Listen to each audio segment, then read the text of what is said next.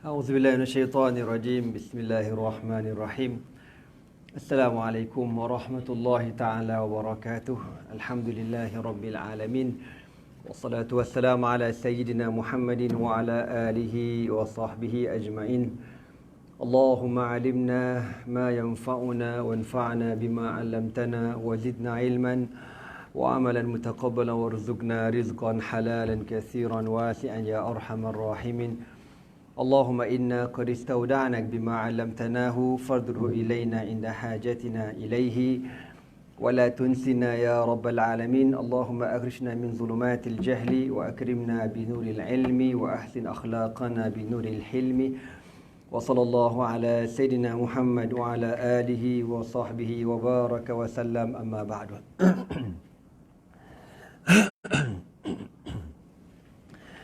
Alhamdulillah, bersyukur kita kepada Allah Subhanahu Wa Taala kerana dengan taufik dan hidayahnya dapat sama-sama kita bertemu pada petang ini setelah kita bercuti selama berapa bulan? 6 bulan. 6 bulan kau. Okey, jadi sambungan kita pada hari ini, peristiwa yang anda cerita last sekali sebelum PKP tu, antara para sahabat yang terawal masuk Islam. Okey, antara yang terawal masuk Islam dikata dekat sini, wa mimman sabaqu ilal islami Suhaib ar-Rumi wa kana minal mawali. Antara yang terawal masuk Islam ialah Sayyiduna Suhaib ar-Rumi radhiyallahu ta'ala anhu. Okey, Suhaib ar-Rumi. Kita pernah dengar kan, Nabi ada sahabat bernama Salman al-Farisi. Dah dengar kan? Salman al-Farisi. Itu confirm orang Parsi. Salman al-Farisi memang confirm orang Parsi. Maknanya orang Iraq. Tapi Suhaib ar-Rumi, dia bukan orang Rom. Zaman dulu Rom ni negara Syam, Syria, Jordan, Palestin, Lebanon, Turki, itu bawah jajahan Empire Rom ataupun Byzantine. Parsi, Iraq ke belakang, Iran, Kazakhstan, Tantan, tu semua geng Parsi belaka. Jadi kan, apa cerita Suhaib ini mendapat gelaran Ar-Rumi? Nama dia Suhaib bin Sinan bin Malik. Nama dia Suhaib bin Sinan bin Malik. Ceritanya, bapa dia ni bernama Sinan bin Malik, merupakan salah seorang YB di bawah jajahan Empire Parsi di Iraq. Ditadikan Allah, satu hari ahli keluarga dia ni pergi berkelah. Dan diorang ni berkelah betul-betul dekat sempadan border antara Rom dan Parsi. Tengah-tengah seronok, barbecue, selfie, benda semua tu, tiba-tiba datang tentera Rom serang kawasan tu. Jadi bila kena serang, yang lari-lari, yang kena bunuh, yang kena tangkap. Jadi yang antara yang ditangkap ialah Suhaib. Masa tu Suhaib kecil lagi, budak lagi. Dia pun terus dibawa lari masuk ke Rom, ke Turki. Dia masuk ke Turki. Ataupun masuk ke Syam. Jadi, di sanalah dia dibesarkan sebagai hamba. Budak ni duduk dekat Rom, duduk bekerja sebagai hamba. Keluar masuk dan dia ni, ada nyamuk besar kat sini, sahabat dia. Jadi, bila dia besar kat sana, cuma ditadikan Allah, Suhaib ini, dia membesar dalam istana raja. Jadi, walaupun dia hamba, tapi hamba yang kelas lah gitu, kluster kayangan gitu. Ketika dia berada dekat dalam istana Raja Rom ni, dia tengoklah pergaulan bebas, perangai yang tak elok, yang tak senonoh yang berlaku dalam orang Rom. Masyarakat Arab, walaupun diorang jahiliah, walaupun diorang tak Islam lagi, tapi segi pergaulan bebas tak sedahsyat orang Rom. Orang Rom kan teruk, Eropah ni kan teruk. Dan sehinggalah satu hari ditadikan Allah, Suhaib ini dia dengar salah seorang padri dalam istana ini bercakap, bagi taklimat. Dia kata apa? tak lama lagi akan muncul Nabi akhir zaman. Tak lama lagi akan lahir Nabi akhir zaman, dan Nabi itu akan muncul di Jaziratil Arab, di semenanjung Arab. Start daripada itulah Suhaib ini duk fikir asal usul dia. Dia tahu dia ni tengok muka tak sama macam muka orang lain. Ni muka-muka Arab ni. Ni semua geng-geng Rom belaka. Dan dia punya bahasa Arab. Tapi dia kerana dah lama sangat duduk dekat Rom, menyebabkan dalam bahasa Arab dia panggil alkan fasara lisanhu alkana. Menjadikan lidah Suhaib ini jadi pelat. Walaupun dia Arab, tapi dia kalau cakap ada slang-slang mak saleh sikit. Gitulah. Kalau orang berkata, Assalamualaikum ya sahab. Waalaikumsalam. Gitulah lebih kurangan. Kaifahalikum? Ana bi khair. Gitulah lebih kurangnya geli-geleman aku dengar. Jadi dia slang lah, slang. Macam kita, muka Jawa. Duduk London lama sangat. Speaking London lah balik. Kan? Macam mana kalau balik kaum baru. Saudara mara ramai Singapore. Speaking nyampah aku. Yang Singapore mana kerti cakap Melayu. Semua speaking belakang, aku dengar menyampah belah. Jadi bukan Jawa makan tempe. Jadi Suhaib ni lama kelamaan dia melarikan diri daripada Rom dan datang ke Mekah. Kalau kau tengok peta tu Iraq, tengok gambar ni, kau bayangkan. Kalau kau tengok anak kat depan sini, mana di sebelah sini, di belah utara ni Iraq. Kalau anak, utara anak belah sinilah. Syamal, utara belah sini. Iraq. Sini, terbalik teh. Iraq belah sini kalau kat anak. Iraq belah sini, belah selatan. Utara Turki. Jadi, di sini Iraq, di sini Turki. Dia diculik, pergi dekat sini, kemudian turun ke bawah, ke Syam, turun. Syria, turun. Jordan, Palestin turun. Madinah kat tengah-tengah ni. Bawah lagi turun Makkah. Bawah lagi Yaman. Bawah lagi Malaysia. Bawah lagi kan. Kita bawa lagi lah. Jadi dekat situlah dia pun sampai dekat Mekah. Sampai kat Mekah, orang tengok, Mamat ni orang mana ni? Rambut macam perang-perang sikit, cakap pelat-pelat. Jadi orang pun panggil dia Suhaib Ar-Rumi. Suhaib Ar-Rum. Padahal bukan orang Rom, orang Arab, tapi duduk dekat Rom lama. Okey. Bila dekat sana, dia pun ataupun dia bekerja dengan seorang Datuk Mekah bernama Abdullah bin Jad'an atau Jud'an, dan bos dia ni sayang pada dia. Dia bekerja sehingga Suhaib ni kira orang berharta lah, kaya, bukanlah kaya tapi ada harta. Apabila Rasulullah SAW muncul di Makkah, Suhaib ini antara orang yang terawal beriman. Dia dengan Ammar bin Yasir radhiyallahu taala anhum ajmain beriman dengan Nabi SAW. Bila beriman, dia pun merancang untuk berhijrah. Masa nak hijrah ni lah dia kena tangkap. Jadi geng-geng Quraisy tangkap dia. Kata, engkau jangan mengada-ngada nak berhijrah. Engkau datang sini sebatang kara, tak ada harta, tak ada benda. Lepas tu bila engkau dah berniaga, kau ada bisnes, kau dapat AP, kau dapat lesen, kau dapat tender, kau nak belah bodoh macam tu, banyak handsome ke engkau. Jadi orang kafir pun tahan dia dan kena tahan dalam rumah. Tak boleh keluar. Sehinggalah pada satu hari, satu malam yang amat sejuk. Sejuk sangat malam tu. Dia ni kena sekat dalam rumah. Jadi ada jaga dekat luar.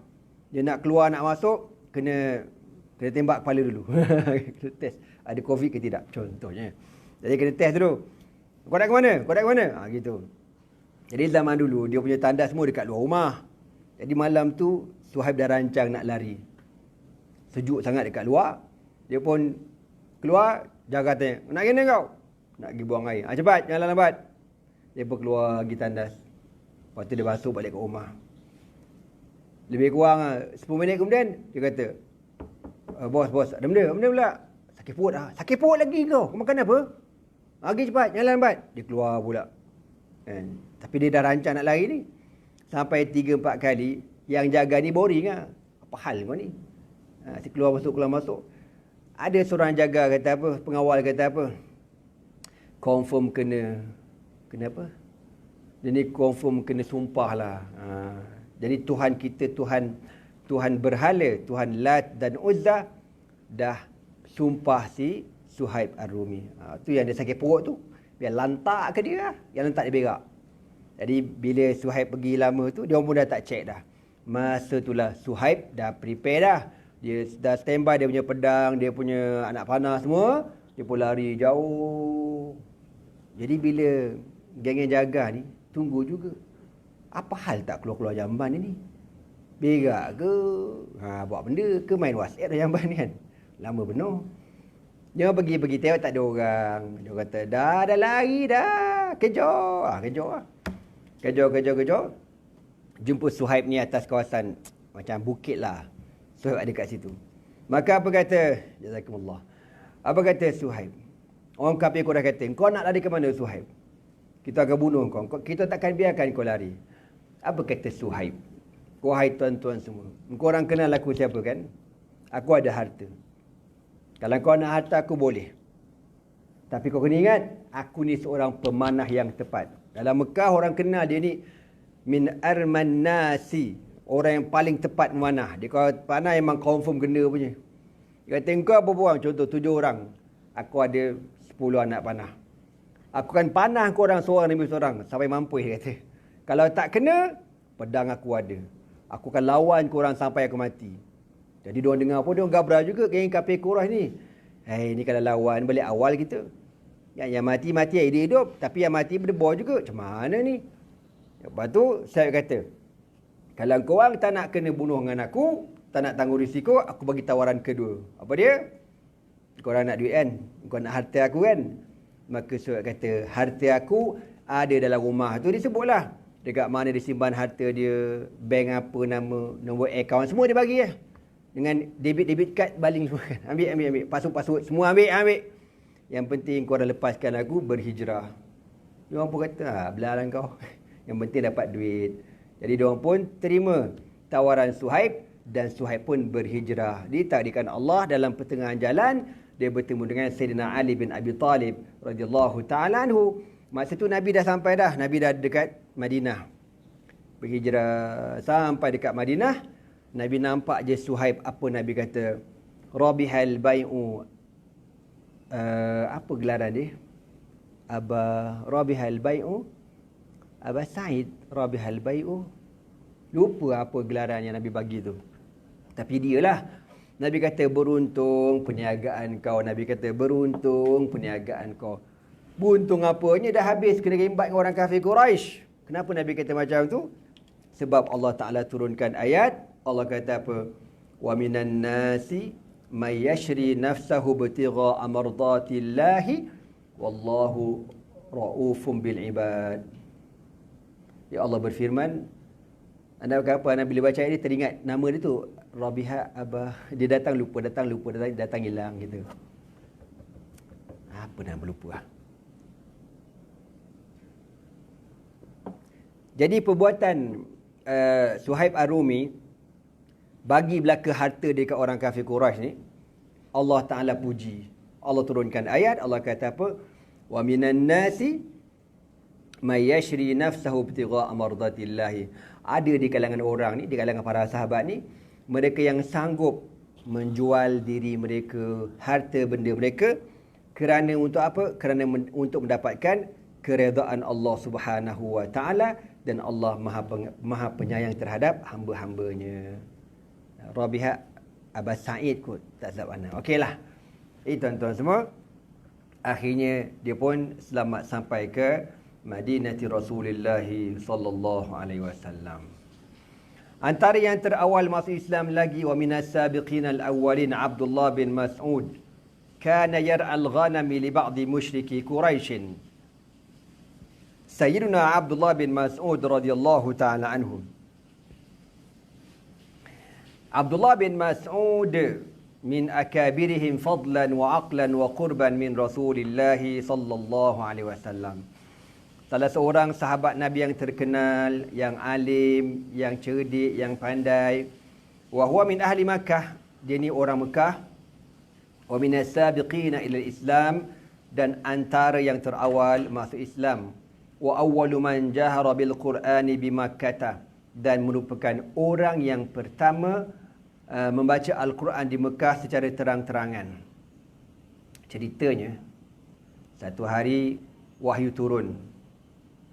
Maka Rasulullah SAW tanya dekat para sahabat, siapa di kalangan kamu yang berani baca Al-Quran di hadapan orang kafir Quraisy? Sahabat semua tak berani. Kau jangan main nak baca depan Abu Jahal, nak terajang orang tua tu.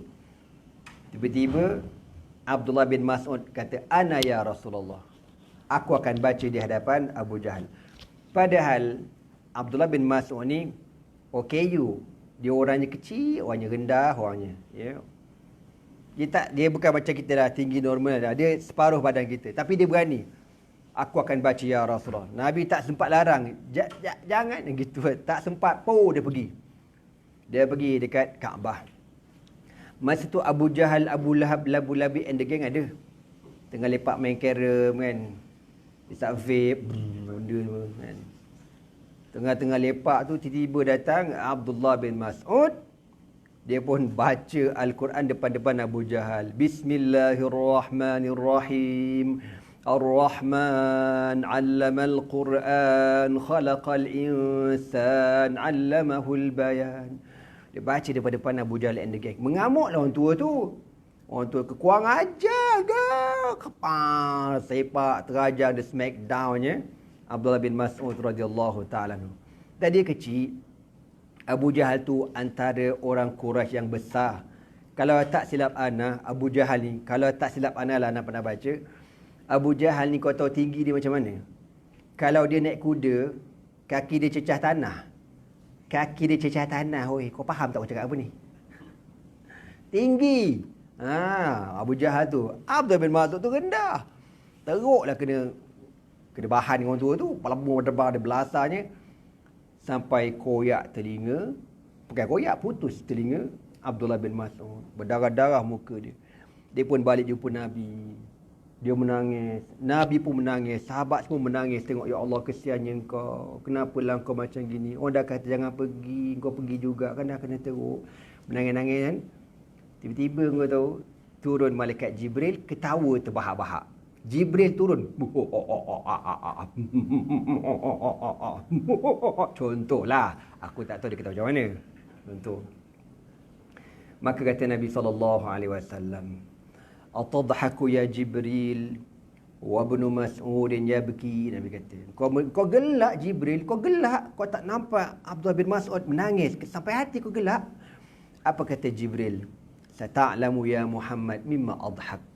Kau akan tahu wahai Muhammad kenapa aku ketawa. Hilang, hilang. Nabi pun tak kata apa kan. Setelah Nabi berhijrah ke Madinah, lebih kuranglah 10 tahun, 12 tahun kemudian, berlakunya perang Badar. Dalam perang Badar ni, ringkas cerita, tentera kafir kalah. Bila tentera kafir kalah, habis peperangan, Nabi SAW jumpa Abdullah bin Mas'ud. Dia tak lagi perang pasal dia tak cukup tinggi. Dia duduk kat kemah je. Jadi Nabi nak bagi dia rasa kan, belasah orang kafir Quraisy ni. Ini peperangan pertama ni. Nabi bagi tombak kat dia. Wahai Abdullah, kau pergi tengok mana-mana orang kafir nyanyangwikan, kau bagi settle terus. Habiskan zaf, kau gadak tu bagi mati. Cantik. Dia pun jalan. Nampak je orang kafir nyanyangwikan, arang kau cakap banyak. Mati. Sampailah dia jumpa Abu Jahal. Abu Jahal ni tengah nyanyangwikan. Abdullah bin Mas'ud panjat naik atas Abu Jahal, naik atas dada Abu Jahal. Dia kata apa? Ta'rifu man ana. Dia kata, kau kenal tak aku siapa? Kata Abdullah bin Mas'ud. Abu Jahal cakap engkau, nyanyang ikan pun belagak lagi. Belagak. Ayah anda long tiger benda tak tahu aku Abu Jahal ni. Belagak.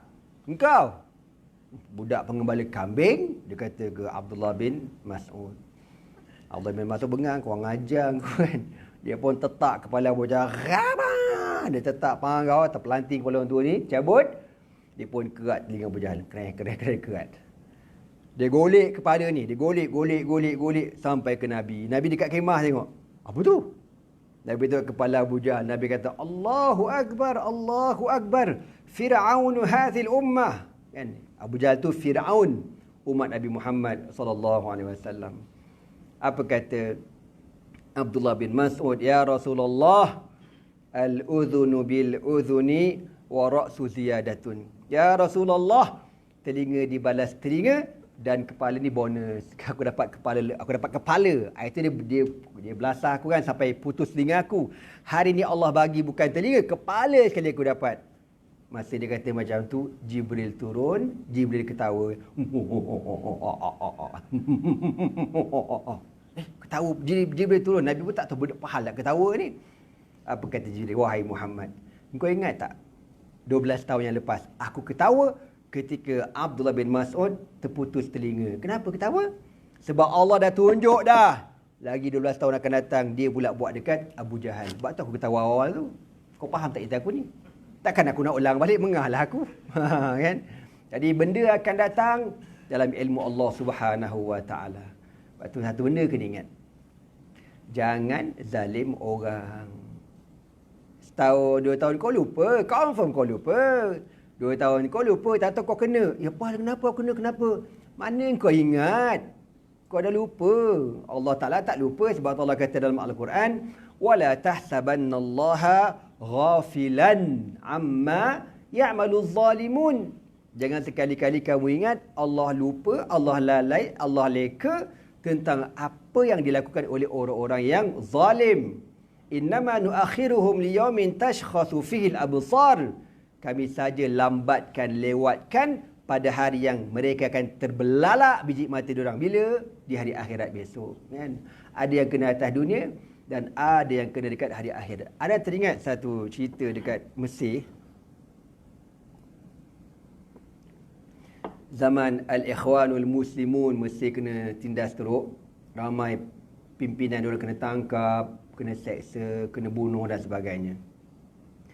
Dalam ramai-ramai pegawai penjara Mesir ni, ada seorang pegawai penjara Mesir, anda tak ingat nama apa, Basuni, gitulah lebih kurang nama. Dia jahat sangat dia ni, terkenal dengan kejahatan ni. Sampai tahap dia pernah kata, jangan korang aku tangkap dengan Allah pun aku tangkap juga. Korang ajar tangkap Allah pun tu, gila babi pun. Sampai macam tu dia kata. Jadi jahatnya mulut dia ni. Sampailah Allah Ta'ala buat ke dia. Dia buat apa tuan? Allah buat apa ke dia? Dia buat kereta dengan pegawai dia, kemalangan. Langgar apa? Langgar lori bawa curucuk besi tu. Anda tengok gambar kereta dia tu dekat Google. Tembus habis ni dekat depan cermin tu kan, curucuk besi. Kau tak tahu macam mana orang naik kereta tu. Kan?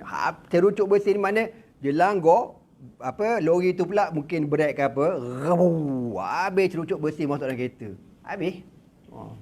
Berbanyak cucuk besi dalam muka dia, wallahualam. Tu Allah Ta'ala bagi kepada manusia macam ini. Na'udzubillah min zalik. Na'udzubillah min zalik. Na'udzubillah min zalik. Tapi tuan-tuan semua, kita kan, apa-apa hal pun, balasan atas dunia ni jauh lebih ringan daripada hari akhirat besok. Kita tak nak belaka, aku tak nak dunia pun aku tak nak, akhirat pun aku tak nak belaka kan. Kalau boleh, bukan kalau boleh, memang nak sangat Allah ampunkan semua dosa-dosa kita, insya-Allah. Amin.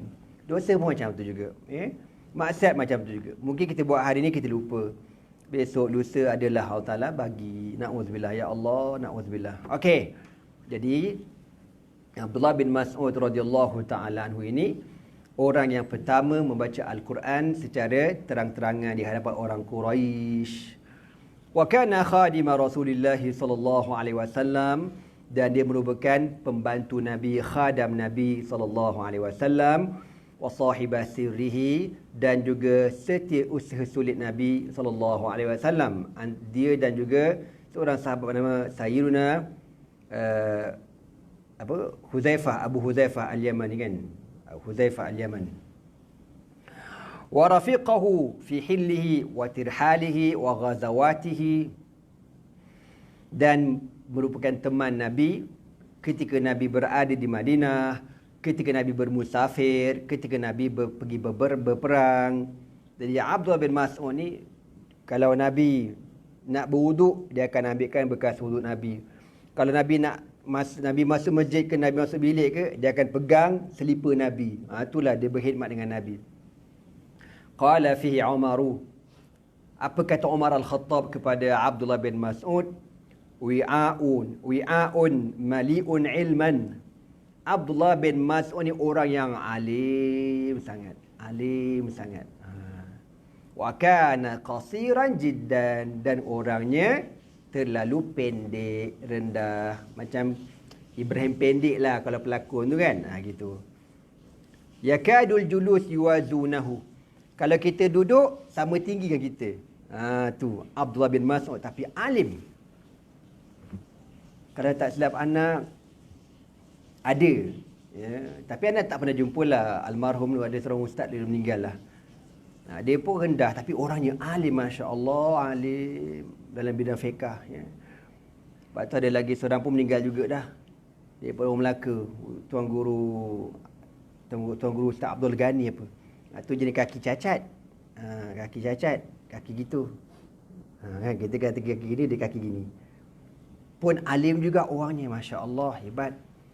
Kalau masa nak kat Syria dulu ada guru kepada guru anak. Nama Syekh Naif Al-Abbas. Orangnya rendah tapi alim, ya Allah, alim sungguh-sungguh. Okey, jadi kunyaan Allah kan. Tufiya bil Madinati sanata 32 Hijriyatan, meninggal dunia di Madinah pada tahun 32 Hijrah. Okey, cerita dia macam mana dia boleh masuk Islam ni. Kana yar'al ghanama li ba'di musyriki Quraisy. Abdullah bin Mas'ud ni kerjanya mengembala kambing. Ya, dia ni ambil upah pengembala kambing.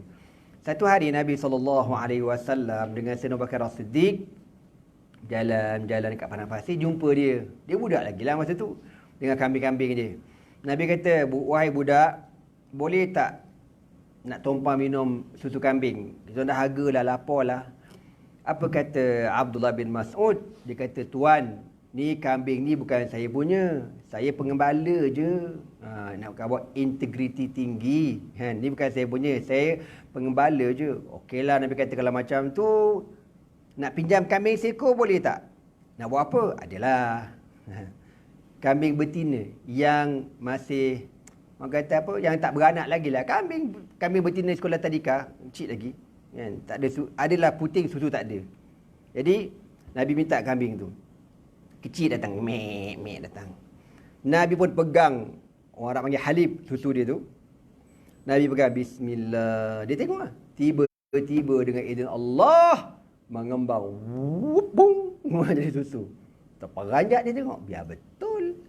Maka Nabi kata dekat Abu Bakar As-Siddiq, wahai Abu Bakar, kau cari batu yang boleh buat minuman, boleh buat bekal. Dia lekuk-lekuk gitu, dia pun ambil, bersih-bersih lekuk. Dia pun tadah, Nabi perah. Nabi minum, Abu Bakar minum, Abdullah bin Mas'ud tumpang semangkuk sekali. Minum sekali. Habis minum, Nabi pegang balik, dia kata taqallas, mana mengecutlah engkau. Mengecut dengan izin Allah. Maka dengan izin Allah mengecut, dan Abdullah bin Mas'ud terus beriman, tak cakap banyak, beriman terus dia. Kan? Falamma ra'a al-ayati al-bahirata wa ma yad'u ilayhi al-islamu min makarim al-akhlaqi taraka ibadat al-awthani wa lazima Rasulullah sallallahu alaihi wasallam. Dia macam tadilah, dia masuk Islam apabila dia melihat tanda-tanda kebesaran Nabi ataupun kebenaran Nabi, mukjizat Nabi sallallahu alaihi wasallam dan kemuliaan akhlak Rasulullah sallallahu alaihi wasallam. Dia pun meninggalkan penyembahan berhala dan berkhidmat dengan Rasulullah sallallahu alaihi wasallam. Wa kana radhiyallahu ta'ala anhu kathira ad-duhul ala Rasulillah wa la yuhjab. Dan Abdullah bin Mas'ud ni dia boleh keluar masuk rumah Nabi, tak ada halangan. Kalau orang lain nak masuk kena minta izin, dia tak ada, dia masuk selamba je, gitu. Level tinggi. Wa yamshi amamahu, dia berjalan depan Nabi.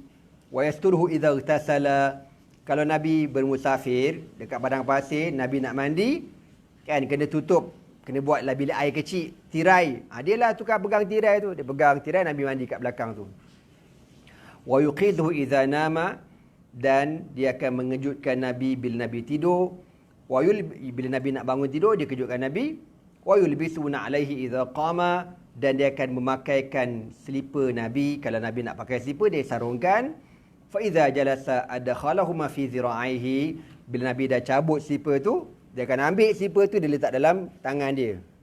Selipar kan, dia boleh letak kat tangan dia. Itulah Sayyiduna Abdullah bin Mas'ud radhiyallahu taala anhu. Antara yang terawal masuk Islam lagi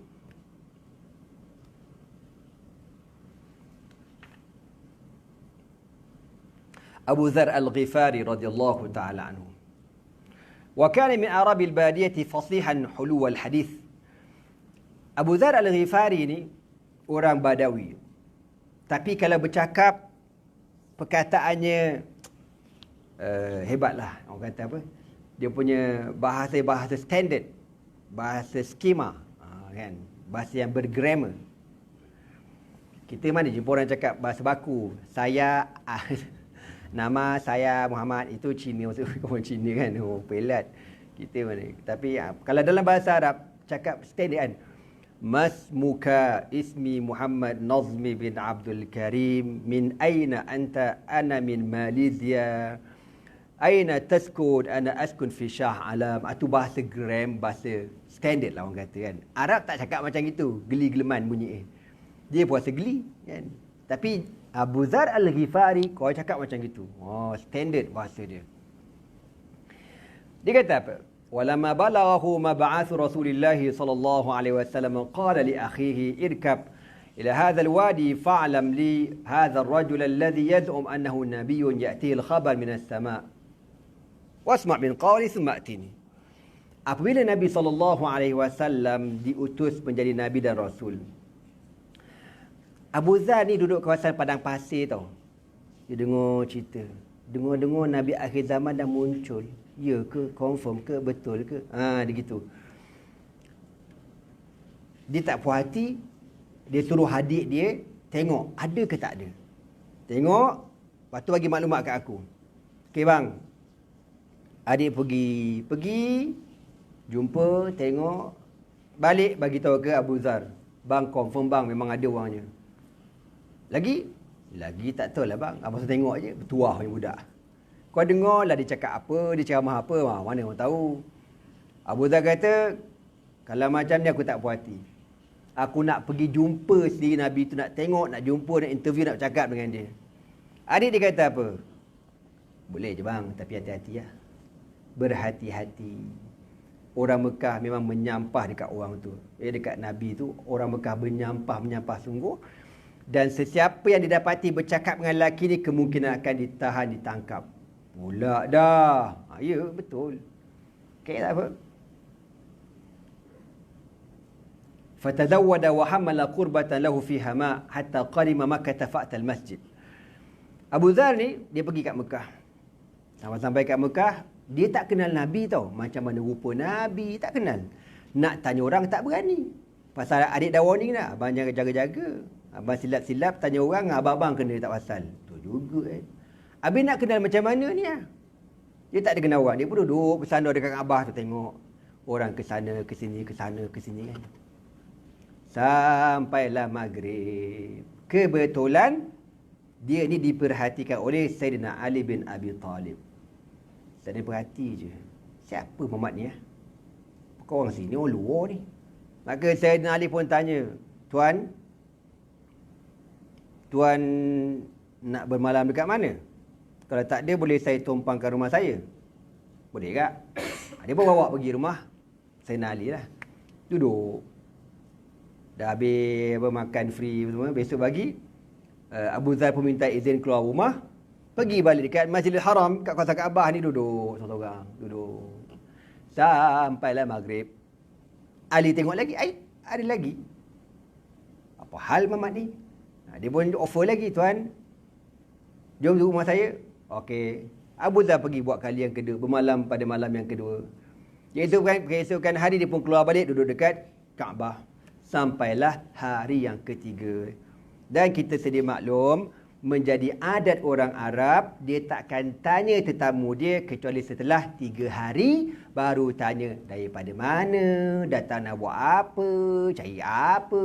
Ya, baru dia tanya. Perangai Arab macam itu. Dululah, sekarang tak ada. Sekarang Arab semua dah liberal, dah jahanam, termasuk lebih-lebih lagi Arab UAE lagi jahanam. Yang hari ini secara rasminya Israel mendarat kapal terbangnya dekat airport UAE UAE Dia lalu dekat apa, itulah lalu ruang udara Saudi. Saudi pun sama bangang juga, aku cakap kau. Ni samalah, 3 ekor ni semua tak pakai belaka. Qatar aja, dalam negara-negara kaya ni, Qatar dengan Kuwait tak sana, yang masih lagi boleh tahan lah. Yang lain semua haprak, hancur lah. Kau bayang Nabi halau Yahudi daripada Semenanjung Arab. Nabi halau, kau tahu tak? Dia bawa masuk-masuk, bawa masuk balik. Memang bodoh betul lah orang tua ni. Itulah, duit banyak tapi perangai macam setan. Geramlah aku ni. Okey, sikit lagi. Baik, kita berhenti Jadi kan, sampailah hari ketiga. Sampai hari ketiga, Sayyidina Ali pun tanya, tuan daripada mana? Ada apa datang kat sini, nak cik siapa? Dia pun kata, aku daripada kabilah Ghifar. Oh, kabilah Ghifar. Orang kenal kabilah Ghifar ni kabilah penyamun tarbus. Siapa lalu kawasan tu memang confirm kena rembat punya. Habis tuan datang, cik apa? Saya dengar cerita. Tapi, dia kata, sebelum saya bagi tahu hajat saya ni, dia kata ke Sayyidina Ali, kau kena janji dengan aku. Janji apa? Kalau aku cerita dekat kau, kau rahsiakan benda pada orang lain. Bahaya. Apa dia cakap apa? Dengar cerita di Mekah sekarang dah ada Nabi akhir zaman. Betul ke? Apa kata Sayyidina Ali? Betul lah tu. Sepupu aku. Sepupu kau. Ya betul. Muhammad Rasulullah sepupu aku. Sepupu kau. Macam mana nak jumpa dia? Dia kata besok follow aku. Ikut aku. Cuma saya dah pesan, besok bila kita jumpa Nabi ni, nanti aku jalan dulu, kau belakang, kau follow je. Kalau kita tengah jalan jangan dekat-dekat. Jaga SOP, penjarakan. Bukan pasal takut COVID, takut SB perhati. Orang kurang tengok je, ni mana punya geng ni, siapa follow Sayyidina Ali, tangkap ni. Gitu. Jadi bila orang perhati, kena jaga penjarakan kita ni. Ali kata apa? Nanti kalau aku berjalan, tiba-tiba aku tunduk, orang macam, alamak, selipar tercabut lah pula. Bila aku buat macam gitu, maknanya ada orang perhati kita lah tu. Bila aku buat macam tu, kau jalan je terus. Nanti aku potong kau, pandailah aku buat isyarat, ikut aku. Jadi, keesokan harinya, diorang pun rancanglah jalan. Akhirnya sampai bertemu dengan Nabi SAW dan dia pun masuk Islam. Bila dia masuk Islam, Nabi kata, uktum islamaka, rahsiakan keislaman kau dan jangan bagi tahu pada orang lain. Apa kata Abu Dzar? Tak. Aku akan bagi tahu juga ya Rasulullah. Nabi cakap dah jangan bagi tahu. Dia kata aku akan bagi tahu juga ya Rasulullah. Sebab tu kita baca sejarah dalam ramai-ramai sahabat Nabi, dia ni gelaran dia apa? Asdaqun nasi lahjatan. Asdaqun nasi lahjatan. Kalau dia cakap dia buat. Ni Abu Dzar. Dia cakap dia buat. Yang lain semua ada kelebihan tapi dia lain macam sikit. Nabi kata jangan cakap. Tak, aku akan bagi tahu juga. Besok dia nak balik. Dia pergi kat Kaabah lah, tempat Abu Jahal, Abu Lahab, Isa vape, main carom semua tu. Dia pergi kau tahu menjerit, asyhadu an la ilaha illallah wa asyhadu anna Muhammadar Rasulullah. Ambil kau dia ngucap, ngamuk tu, kurang ajar kau. Sekajap sepak, flanky kungfu semuanya. Tertunggang terbalik, dia seorang kena belasah. Mujur datang, siapa nama? Sayyidina Hamzah ke? Bukan Hamzah. Abbas tak saat mana. Oi, korang belasah siapa tu? Apa kau belasah siapa ni? Kau tak tahu ke siapa ni? Mana kita orang tahu? Ini kabilah Ghifar, kau nak mampus. Kabilah Ghifar, kan ada kata tadi kan? Kabilah penyamun. Korang orang Mekah kalau nak pergi berniaga ke Syria, korang mesti lalu kampung diorang. Kau nak mampus. Kau lalu kampung dia rembat kita punya peniaga-peniaga tu tak? Lepaskan dia. Lepaskan dia. Tahu. Tak tahu pun. Itulah kau bodoh belasah apa. Budak berdarah hidung ni. Ibu balik ke rumah Sayyidina Ali. Dia lebam dah ni. Nak balik je dia muka dia lebam lah. Lepas tu besok, dia nak balik. Dia kata, aku nak buat sekali lagi. Nak buat lagi. Tak puas hati. Dia lantak mengucap lagi. Asyhadu an la ilaha illallah. Abu Jahal kata, menantang. Belasah lagi. Sampailah 2 kali. Akhirnya, dia pun dilepaskan balik ke kampung halaman dia. Abu Dzar Al-Ghifari radhiyallahu ta'ala anhu ajmain. Jadi, last cerita ni, saya ringkaskan. Abu Dzar ni hidup sampai zaman Sayyidina Uthman bin Affan radhiyallahu taala anhu meninggal di zaman Sayyidina Uthman bin Affan radhiyallahu taala anhu, dan antara isu yang berlaku zaman dia ni tak suka dan tak benarkan orang simpan makanan untuk esok hari. Makanan yang kau ada hari ni, habiskan hari, jangan kau simpan. Maknanya kalau kita hari ni memang berdosa besar bagi dia, sebab kita ada wang simpanan, kita ada akaun, kita ada peti ais, kita ada freezer. Tu semua bagi Abu Dzar bid'ah, dalalah belaka. Dia pecah belaka. Kau semua tak percaya dengan Allah, kau tak percaya rezeki kau besok Allah yang bagi. Oh, dia lain macam. Radhiyallahu ta'ala anhu. InsyaAllah kita akan sambung lagi pada pertemuan akan datang. Sambungan sirah para sahabat Nabi radhiyallahu ta'ala anhum ajma'in. Subhanakallah bihamdika. Asyhadu an la ilaha illa anta astaghfiruka wa atubu ilaihi. Bismillahirrahmanirrahim. Wal 'asr. Innal insana lafi khusrin illa alladhina amanu wa 'amilus solihat wa tawassaw bil haqqi wa tawassaw bis sabr.